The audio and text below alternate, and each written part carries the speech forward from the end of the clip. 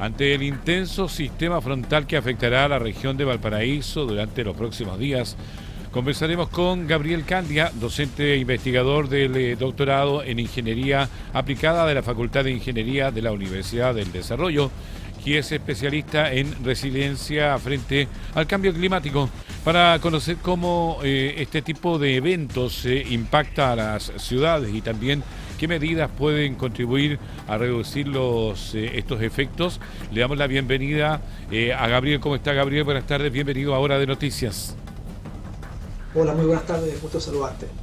Igualmente, los pronósticos indican, Gabriel, que podrían caer más de 200 milímetros de agua lluvia en pocos días. ¿Qué tan excepcional es un evento de estas características para la región de Valparaíso?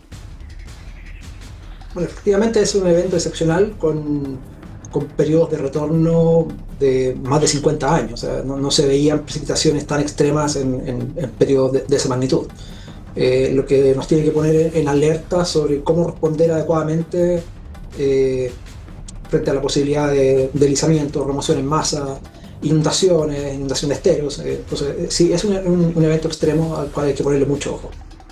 ¿Qué relación existe, Gabriel, entre el cambio climático y la ocurrencia de sistemas frontales cada vez más intensos o tal vez concentrados en un corto periodo? Bueno, aquí se mezclan varias cosas. Efectivamente, en las últimas décadas se ha visto un aumento en la frecuencia de eventos extremos. Hay veranos cada vez más secos, inviernos cada vez más húmedos y eventos de precipitaciones con volúmenes de precipitación más extremos. También ha aumentado nuestra capacidad de detección de estos eventos, lo cual no era la regla antiguamente, ¿no? Antiguamente no teníamos esta capacidad de estar monitoreando el territorio constantemente, lo cual también aumenta un poco la percepción de la frecuencia e intensidad de estos eventos. Pero sí, se superponen esos dos efectos. Estamos conversando con Gabriel Candia, docente e investigador del doctorado en Ingeniería Aplicada de la Facultad de Ingeniería de la Universidad del Desarrollo.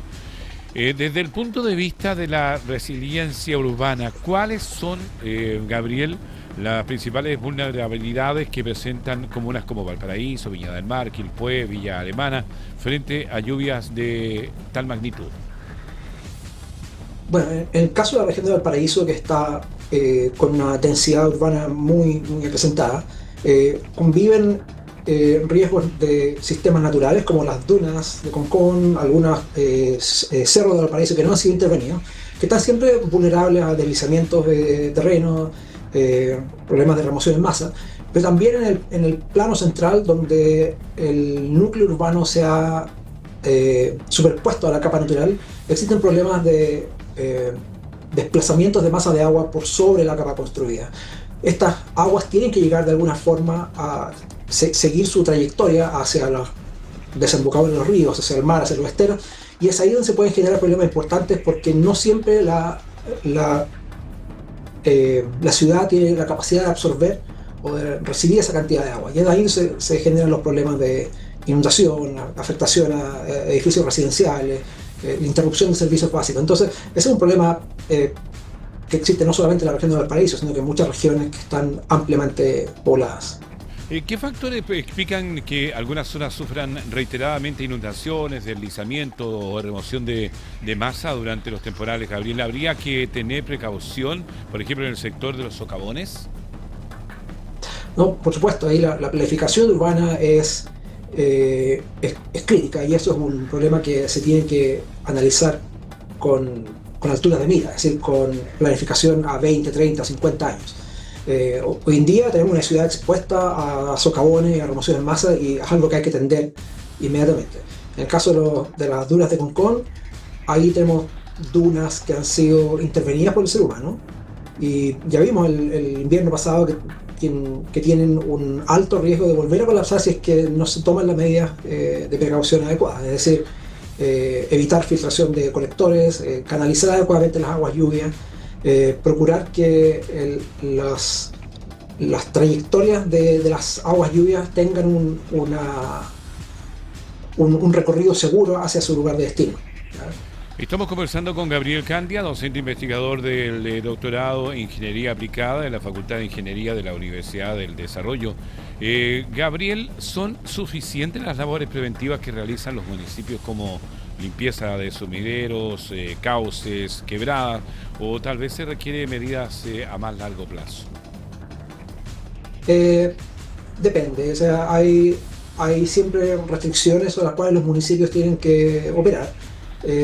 La respuesta a eso la vamos a tener que ver al final de este temporal. Mi impresión es de que siempre se puede hacer un poco más y también desde el gobierno central se tienen que impulsar medidas para mitigar estos riesgos. Esa es una tarea permanente de los organismos competentes como el Senapred, el Ministerio de Obras Públicas, el Ministerio de Urbanismo y Vivienda, de mantener la infraestructura de la ciudad a prueba todo el tiempo, lo cual es una tarea que no tiene fin, es una tarea de constante nivel de preocupación para las autoridades y es inevitable que ocurran ciertos problemas, pero vamos a ver cómo responde la ciudad en este caso. Tú hablabas de infraestructura, pero ¿qué tipo de infraestructura o inversiones deberían priorizar las ciudades para adaptarse a eventos climáticos extremos que podrían ser capaz o cada vez más frecuentes?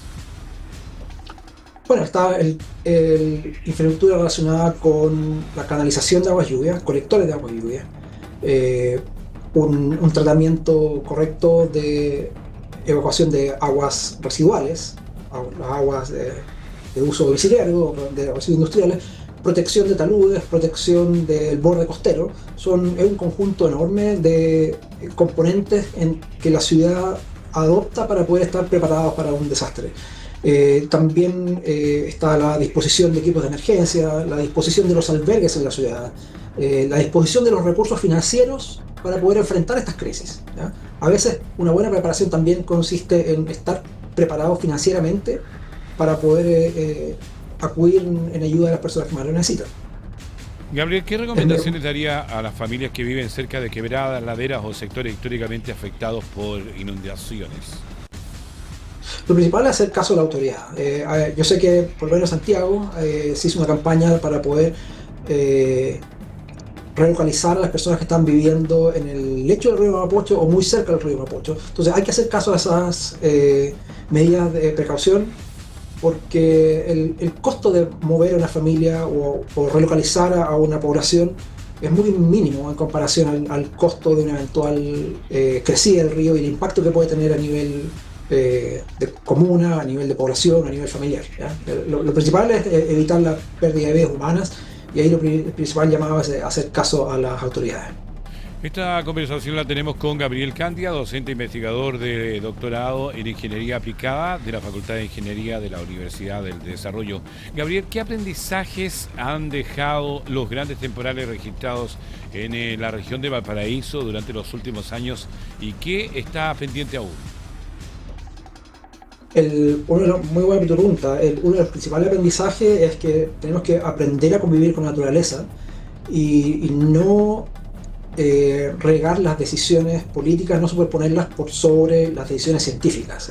Hay muchos conocimientos científicos que nos pueden advertir sobre situaciones potencialmente riesgosas y es muy importante que la población, el gobierno, las autoridades que regulan cómo crece la ciudad estén atentos a estas informaciones que llegan desde el lado de la ciencia para poder proteger a la población frente a estos eventos, que van a ser cada vez más seguidos. Entonces, en el fondo tenemos que aprender a convivir con la naturaleza y no tratar de controlarla. Eso es un problema que siempre nos va a acompañar. Gabriel, ¿cómo pueden las autoridades integrar la resiliencia climática en la planificación urbana para reducir el impacto en futuras emergencias?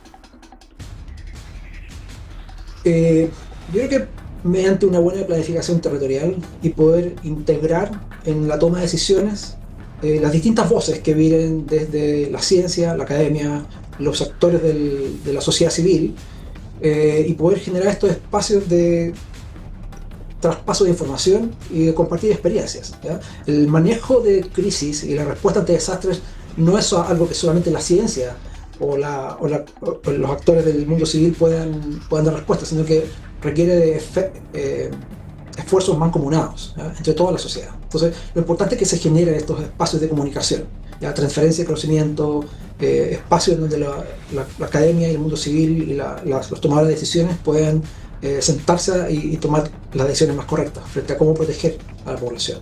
Finalmente, Gabriel, mirando hacia el futuro, ¿crees que este tipo de sistemas frontales extremos serán cada vez más habituales en Chile? ¿Y cómo debería prepararse el país para enfrentar este escenario?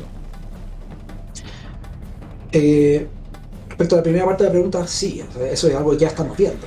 Los eventos climáticos extremos van a seguir siendo más frecuentes y más extremos, eso no es una sorpresa.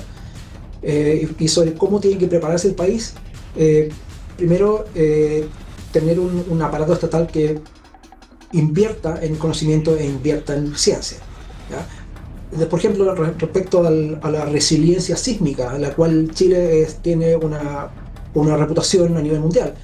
Eso no es fruto de que a alguien se le ocurrió implementar alguna medida de seguridad o tomar decisiones en los últimos 5 años. Es un trabajo que viene haciendo Chile desde los años 60, incluso antes, desde la formación del servicio sismológico. O sea, es una apuesta a país de largo plazo, que no depende de la contingencia o la coyuntura política, sino que es una decisión de país de volvernos resilientes frente a desastres naturales, ¿ya? Nosotros estamos hoy en día con distintos centros de investigación distribuidos a través de distintos instrumentos financiados por el Estado, que han puesto las fichas en entender cómo el cambio climático afecta a la infraestructura. Una tarea pendiente es cómo hacer que esa ciencia se traspase a los organismos estatales para hacer una ciencia con impacto y que afecte efectivamente la toma de decisiones. Entonces, para eso hay distintos instrumentos y centros de pensamiento a lo largo de Chile que yo creo que están apuntando en la dirección correcta. Gabriel, agradecerte por este contacto y por supuesto vamos a estar atentos a poder volver a conversar después o antes de este frente que seguramente va a dejar consecuencias. No, encantado. Muchas gracias. Gracias para Gabriel Candia, docente investigador del doctorado en Ingeniería Aplicada de la Facultad de Ingeniería de la Universidad del Desarrollo, quien estaba conversando con Hora de Noticias. Vamos a otras informaciones porque la alcaldesa Camila